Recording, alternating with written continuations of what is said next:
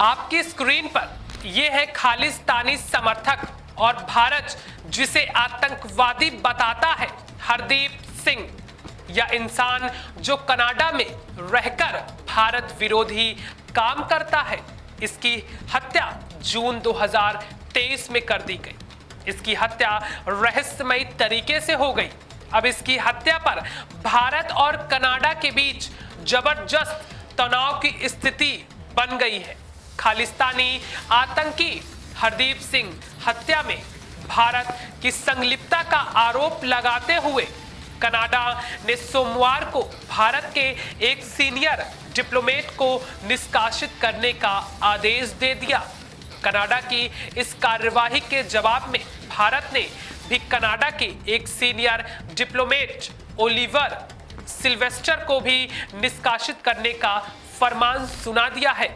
Report के मुताबिक भारत सरकार की ओर से आज सुबह कनाडा के उच्चायुक्त को तलब किया गया और भारत में कनाडा के एक सीनियर डिप्लोमेट को निष्कासित करने की जानकारी दी गई। निष्कासित डिप्लोमेट को अगले 5 दिन के भीतर भारत छोड़ने के लिए कहा गया है। मोदी सरकार की ये कार्यवाही भारत के आंतरिक मामलों में कनाडाई राजनयिकों के हस्तक्षेप और भारत विरोधी गतिविधियों में उनकी भागीदारी पर भारत सरकार की बड़ी चिंता को दिखाती है।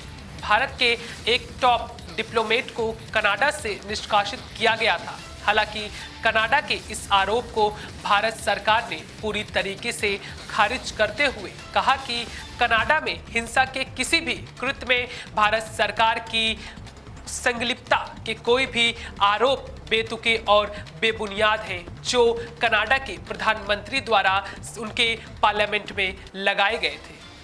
कनाडा के प्रधानमंत्री ने क्या कहा? कनाडा के प्रधानमंत्री जस्टिन ट्रूडो ने सोमवार को कनाडा की संसद यानी हाउस ऑफ कॉमन्स में खालिस्तानी आतंकवादी हरदीप सिंह निज्जर हत्याकांड में भारत सरकार की संलिप्तता पर सवाल उठाते हुए कहा कि कनाडा की सुरक्षा एजेंसियों का भारत सरकार और कनाडाई नागरिक हरदीप सिंह की हत्या के बीच की कड़ी के आरोप को सक्रियता से जांच कर रही है।